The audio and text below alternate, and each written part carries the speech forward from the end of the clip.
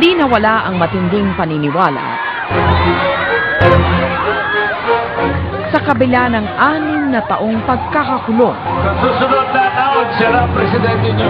Joseph Estrada, ang kauna-unahang pangulong hinatulan sa salang pandarambong. Bakit siya mahal ng masa? Pag yung kasama mo yan sa mesa, sisilbihan ka. Ganon. Paano niya pinatakbo ang kanyang naudlot na administrasyon? He is a very good headhunter. Saan siya nagkamali? Parang minsan he cannot say no to some friends. August 5, 1969, unang tumawid si Joseph Estrada mula pagiging aktor hanggang pagiging mayor. Pagkaraan ng 29 na taon, sa Malacanang na siya hinatid ng masa na hanggang ngayon ay hindi bumibitiw sa kanya. Ano ang nasa likod ng gayuma ni Erap sa masa? Marami mo bang tentasyon bilang presidente? Marami. Ano po yung mga tentasyon na yun? Right. Right. Napatawad niyo na ba si GMA? I've forgiven them all. All.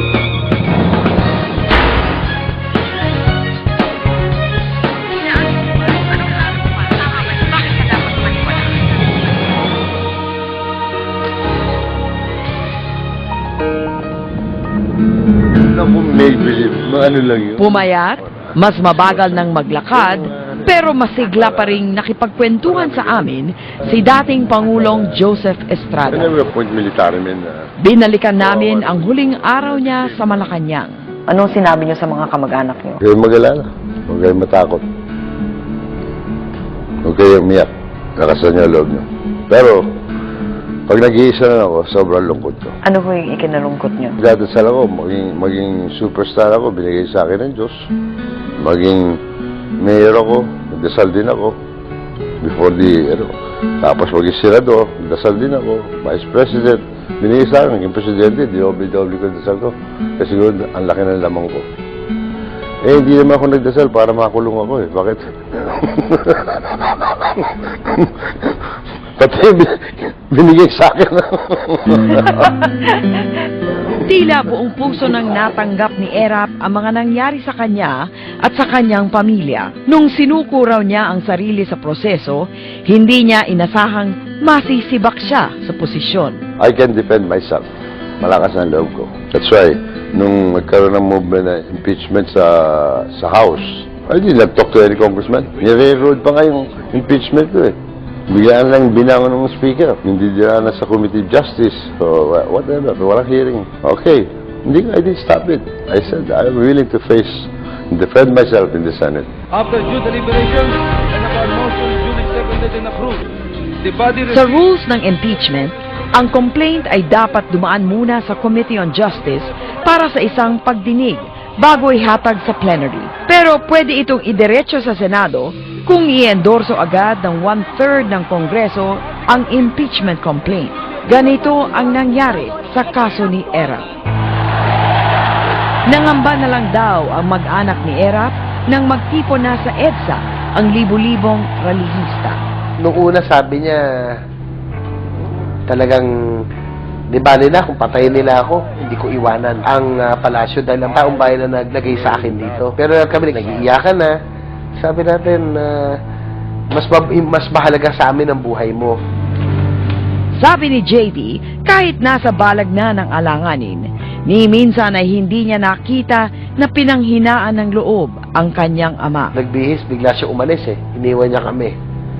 Siguro he wanted time alone, but he didn't want to show us that he was crying. Hindi namin siya nakitang umiyak. Pero kami lahat nag-iiyakan. Ano pong nag-udyok sa inyo na alis na ako? Sabi, marami raw tao nagkakagulo, marami raw mamatay. I pray hard. Dasal kami. With the family.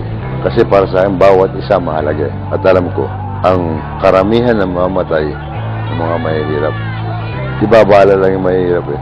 Yung mga mayayaman naman, tatakbo yan, takot mamatay, maraming pera. Yung mahihirap, alam ko maraming mamatay. Yeah, I'd rather step down. But I never resigned.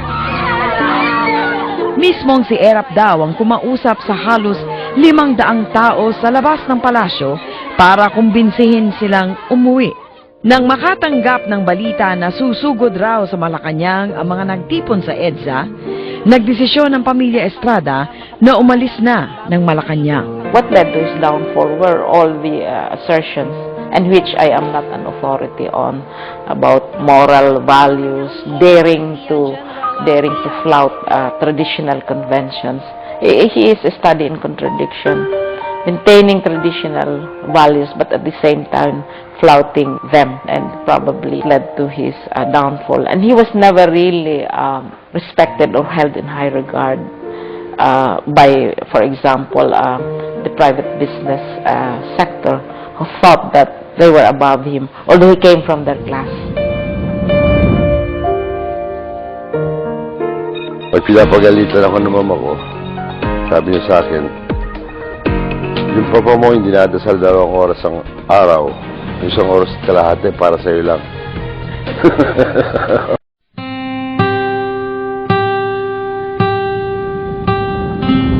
Ang araw may Angelus 6 o'clock. Kung hindi ako late absent. Tapos, nung naging medyo teenager na ako, nababarkada ako sa mga, napapaaway ko minsan. Siyempre, yung papa ko, sabi ko, yung papa ko is a very religious man.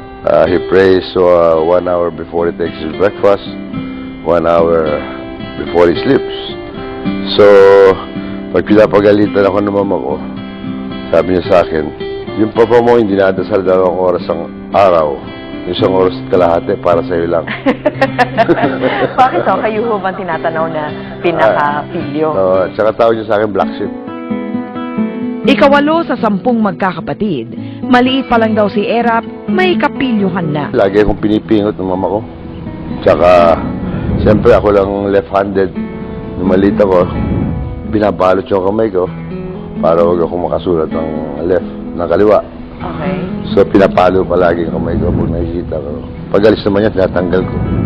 Mahigpit daw ang ina ni Erap na si Doña Mary. Dahil sa kapilyuhan, madalas siya maparusahan. Noong araw, kung halimbawa, piso ang bawal nila George sila Jesse, mas bata sa akin yan 50 lang sa akin, kalahati lang. Bakit ho? Salbahe daw ko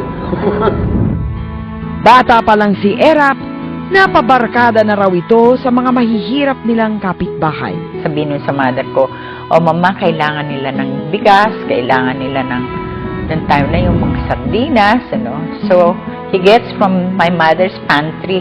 Tapos, pinamimigay niya. Kung minsan hindi na nagsasabi, mamaya hanapin ng mother ko dun sa pantry niya, wala. At pinamigay niya na. Engineer ang ama ni Erap. Graduate naman ng culinary arts ang kanyang ina, kaya daw mahilig sa masarap na pagkain ang buong pamilya. Minana raw ni Erap sa ina ang galing sa pagluluto, pati ang husay sa pag-aasikaso sa bisita. My mother was a very good cook, as I have mentioned, no? Kaya si Joseph then, yung kanyang taste for food is really something really mahirap mong i-please, no? Because he himself knows how to cook. Nang magkolehiyo, namasukan si Erap bilang assistant mimeographer sa isang ospital sa San Juan. Doon niya naispatan si Loy. Ano ang nagustuhan niyo kay Dr. Aloy? Noong araw, sexy siya. Sir naman, nung araw hanggang ngayon. Sexy siya. She's still young. Bagong siya. Bagong graduate. So, sabi nga nung administrative officer, sabi ko, sir, pakilala niyo ako sa doktorang yun. So, ambisyoso ka naman, sabi sa akin, doktora yun. Hindi napigilan ang binata sa pagdiskarte. Kasi bulok yung mimeographer mo, yung original lang readable Ay siya sabi ko sa messenger, ito bibigyan mo itong kay doktora.